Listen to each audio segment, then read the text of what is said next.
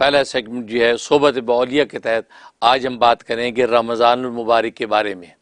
جیسے کہ ناظرین آپ جانتے ہیں کہ رمضان کی آمد ہے اور رمضان کا مہینہ ایک فضیلتوں کا والا مہینہ ہے، اور آپ جانتے ہیں کہ گویا کہ اسلام کی عباداتی سال کی ابتدا رمضان کے مہینے سے ہوتی ہے، کیونکہ اللہ تبارک و تعالی نے دو طرح کی عبادات جو اہل اسلام پر لاگو کی ہیں، ایک بدنی عبادات اور دوسری مالی عبادات۔ چنانچہ بعض عبادات بدنی ہیں، جیسے نماز ہے، یہ بدنی عبادت ہے، اسی طریقے سے روزہ ہے، یہ بدنی عبادت ہے، اسی طریقے سے زکوٰۃ یہ مالی عبادت ہے، اور حج جو ہے بدنی اور مالی دونوں کا مجموعہ ہے۔ تو گویا کہ یہ عبادت اللہ تبارک و تعالی نے ہم پر فرض کی ہیں، تو ان بدنی عبادات میں سے ایک روزے کی عبادت ہے، کیونکہ نماز کی عبادت ہم جو وہ تعظیماً پیش کرتے ہیں، اور زکوٰۃ کی عبادت یہ احساناً پیش کرتے ہیں، اور حج کی عبادت جو ہے یہ محبتاً پیش کرتے ہیں، اور روزے کی عبادت یہ خوفاً پیش کی جاتی ہے، یعنی اللہ تبارک و تعالیٰ کا خوف انسان پر غالب آ جاتا ہے، اور انسان جو ہے درجہ احسان پر پہنچ کر تنہائیوں میں بھی جو ہے اس پر گویا کہ پہرے لگ جاتے ہیں، اور وہ کھانے پینے سے پرہیز کرتا ہے اور نفسانی خواہشات سے دور رہتا ہے۔ اس لیے رمضان کا جو روزہ ہے یہ عبادت خوفاً ہے، اللہ تبارک و تعالیٰ کے خوف سے انسان جو ہے وہ کھانے پینے سے اپنے ہاتھ کو اور خواہشات سے اپنے آپ کو روک لیتا ہے۔ رمضان کی دو خاص فضیلتیں ہیں۔ ایک فضیلت رمضان کی یہ ہے کہ اس مہینے میں اللہ تبارک و تعالیٰ جنتوں کے دروازے کھول دیتے ہیں اور جہنموں کے دروازے بند کر دیتے ہیں، اور دوسری فضیلت یہ ہے کہ اس مہینے میں اللہ تبارک و تعالیٰ شیاطین کو جکڑ دیتے ہیں، ابلیس و شیاطین کو گویا کہ جیل خانوں میں بند کر دیتے ہیں، اور گویا کہ ملائکوں کو پھیلا دیتے ہیں۔ یہ دو خاص فضیلتیں اللہ تبارک و تعالیٰ نے اس رمضان کے مہینے میں رکھی ہیں۔ اب رہا یہ سوال کہ اللہ تبارک و تعالیٰ جنتوں کے دروازے کھول دیتے ہیں اور جہنم کے دروازے بند کر دیتے ہیں، اس کا مطلب کیا ہے؟ اس کی دو وجہ ہیں۔ پہلی وجہ تو یہ ہے کہ جنت سے مراد یہ رحمت ہے، اور جہنم سے مراد لعنت ہے۔ گویا کہ اللہ تبارک و تعالیٰ کی رحمت کا مجسم اگر کوئی سراپا ہے تو وہ جنت ہے، اللہ تبارک و تعالیٰ کی لعنت کا مجسم اگر کوئی سراپا ہے تو وہ جہنم ہے۔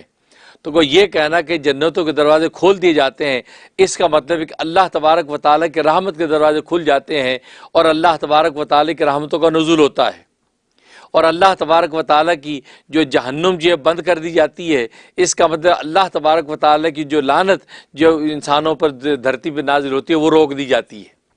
اور اس لیے روکی جاتی ہے کہ ظاہر ہے کہ دنیا کے اندر انسان جب اللہ تبارک و تعالیٰ کی اطاعت اور عبادت کی طرف لگتے ہیں، اور خاص طور پہ اللہ کے لیے بھوکے رہتے ہیں، اللہ کے لیے پیاسے رہتے ہیں، اللہ کے لیے خواہشات سے دور رہتے ہیں، اور یہ وہ فطری خواہشیں ہیں کہ جن سے دور رہنا جو ہے وہ آسان نہیں ہے،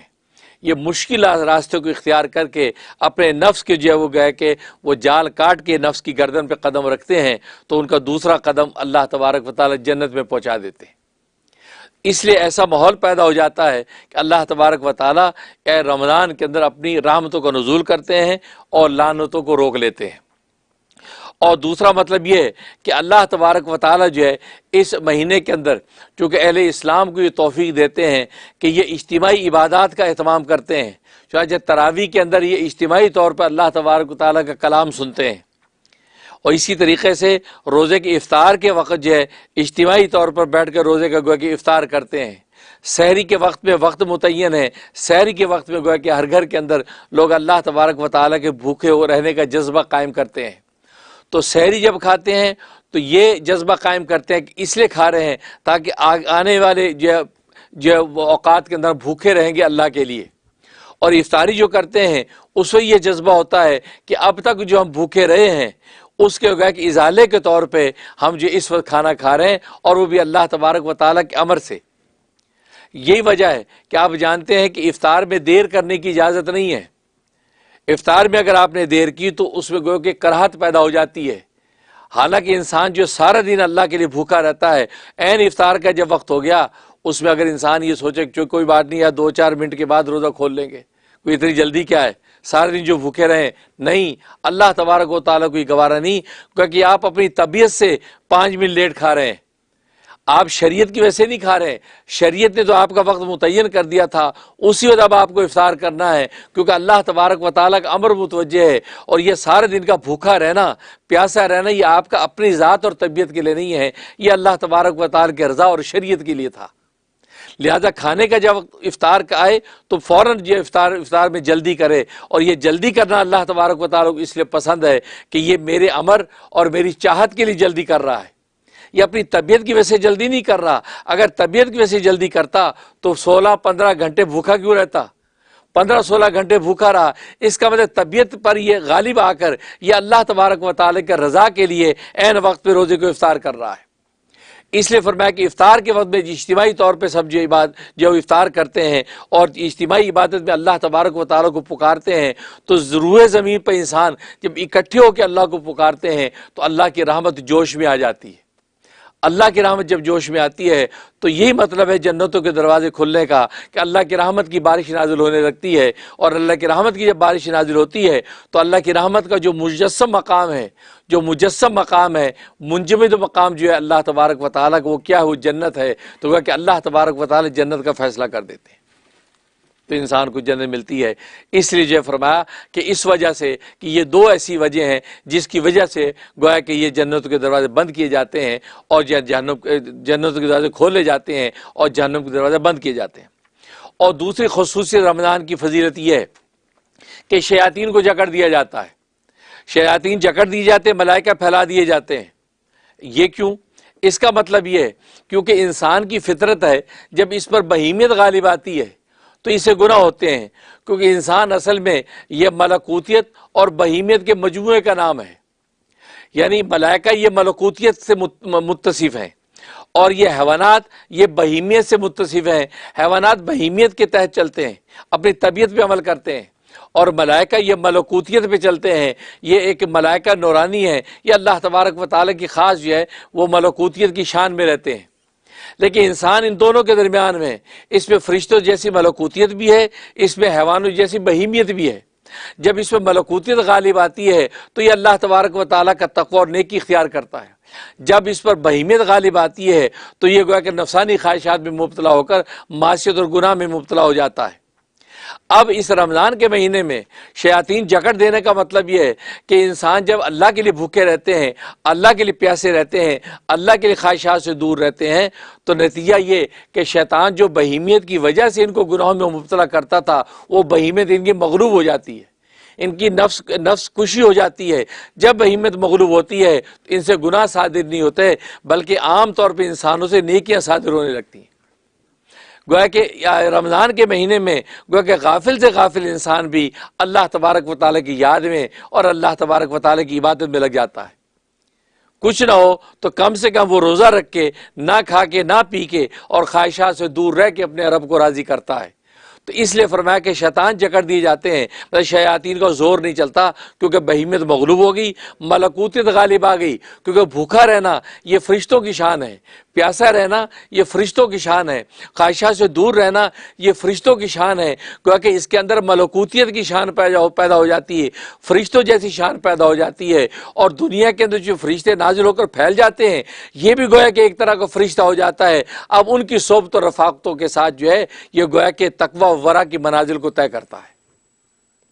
اس لیے فرمایا کہ اس کے اندر ملائکہ کی اس کو صحبت نصیب ہو جاتی ہے، اور شیاطین لعین جو ہے وہ جکڑ دی جاتے ہیں، جیل خانوں میں ڈال دیے جاتے ہیں، اور یہ ان سے بچ جاتا ہے۔ اس وجہ سے فرمایا کہ یہ اس کے اندر کیفیت پیدا ہوتی ہے۔ اور دوسری وجہ یہ کہ یہ انسانوں کا عام طور پہ دستور یہ ہے کہ جب اہم دن ہوتا ہے تو اس کے لیے فنکشن جب کیا جاتا ہے، اس کے لیے باقاعدہ تیاریاں کی جاتی ہیں۔ کوئی بڑا جلسہ ہے، کانفرنس ہے، کوئی بڑا جو فنکشن ہے، تو اس کے لیے سب سے پہلے اس پر فوکس کیا جاتا ہے، یا دوست آئیں اور دشمن دور رہیں، کوئی تقریب کار نہ آ جائیں جو ہمارے پروگرام کو خراب کریں، کوئی ایسے جو ہلڑ باز نہ آ جائیں ہمارے پروگرام کو خراب کریں، جو یہ ہمارے دوست جمع ہوں گے خاص پروگرام کے تحت اس کے اندر رخنہ نہ ڈالیں۔ تو کیا کرتے ہیں کہ پولیس اور سیکورٹی کا انتظام کیا جاتا ہے، کہ سیکورٹی اس لیے ہے تاکہ کوئی ایسے بدماش قسم کے لوگ آ کے پروگرام کو خراب نہ کریں، ہلڑ بازی نہ کریں۔ تو بالکل اسی طریقے سے اللہ تبارک و تعالیٰ کے نزدیک رمضان کا مہینہ سب سے اہم مہینہ ہے۔ کیونکہ یہ امت کا مہینہ ہے اور امت کی بخشش کے فیصلے صبح شام کیے جاتے ہیں، تو اللہ تبارک و تعالیٰ نہیں چاہتے کہ شیاطین اور ابلیس کو اگر کھلی چھٹی دے دی تو ان کی صفوں میں گھس گھس کے ان کے اس فنکشن کو خراب کر دیں گے، ان کی مغفرت کے جو ان کی جو پروانے جاری ہونے ہیں ان کو جو لینے سے ان کو خراب کریں گے۔ لہذا اللہ تبارک و تعالیٰ فرشتوں کی سیکورٹی نازل کر دیتے ہیں، فرشتوں جیل خانوں اور شیاطین کو جیل خانوں میں ڈال دیتے ہیں، اور فرشتے اہل ایمان کو گھیر لیتے ہیں، اور اہل ایمان جو ہے جم کر اللہ تبارک و تعالیٰ سے مناجات کرتے ہیں، اور فریاد کرتے ہیں، ذکر و عبادت کرتے ہیں، یہاں تک کہ اللہ تبارک و تعالیٰ سے اس کی رضا کا پروانہ جاری کروا لیتے ہیں۔ تو جو ایجنڈا ہوتا ہے اس ایجنڈے کے اندر کسی قسم کا خلل پیدا نہ ہو، اس لیے اللہ تبارک و تعالی شیاطین کو جکڑ دیتے ہیں اور ملائکوں کو گویا کہ ایک طرح کی سیکورٹی کے لیے وہ کھول دیتے ہیں تاکہ اہل ایمان جو ہے وہ اللہ تبارک و تعالی کی عبادت میں آزاد رہیں اور گناہ اور معاصی سے بچیں۔ تو اس لیے تو چونکہ دستور یہی ہے تو اللہ تبارک و تعالی نے انسانوں کی دنیا کے اندر رمضان میں بھی انتظامات رکھے، گویا کہ جنوں کے دروازے کھول دیے، جہنم کے بند کر دیے، شیاطین کو جکڑ دیا اور فرشتوں کو پھیلا دیا تاکہ جو منافع اس رمضان سے حاصل کرنے مطلوب تھے ان منافع کو اچھے طریقے سے حاصل کر سکیں، اور یہ نہ کہیں کہ ہم محروم رہے، ہمیں پتہ نہیں چلا، شیطان نے یہ کروا دیا۔ جیسے 11 مہینے کے عرصے میں ہم یہ کہتے ہیں جی یہ شیطان نے کرا دیا، شیطان نے غافل کر دیا، لیکن اللہ تبارک و تعالیٰ ایک مہینے میں شیاطین کو بھی بند کر دے کہ آپ کو یہ عذر بھی آپ کا ختم کر دیا کہ شیطان نے کرا دیا۔ تو یہ اللہ تبارک و تعالیٰ کی سنت اور رحمتیں ہیں جو اس مہینے کے اندر نازل ہوتی ہیں، اور ظاہر رمضان کے مہینے کی آمد ہے، اس لیے ابھی سے مراقبہ کریں اور ارادہ قوی رکھیں کہ یا اللہ یہ جو مہینہ برکت اور رحمت والا آ رہا ہے، ہم اس قدر آپ کی عبادت اور اس قدر جو مناجات اور دعا و اذکار کریں کہ دنیا میں ہی ہمارے لیے جنت کا فیصلہ ہو جائے۔ تبھی تو حدیث میں آتا ہے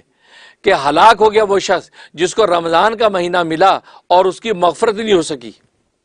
اس کا مطلب یہ اس مہینے میں اللہ تبارک و تعالی بخشش کے عام فیصلے کرتے ہیں، چھوٹے چھوٹے بہانوں پر اللہ بخش دیتے ہیں، تو رمضان کے اس مہینے میں اس نے اگر بخشش نہیں کروائی تو پھر اب کوئی ایسا مہینہ نہیں ہے جس میں یہ بخشش کروا سکتا ہے، لہذا اس شخص کے لیے ہلاکت کسی اور کوئی فیصلہ نہیں ہے۔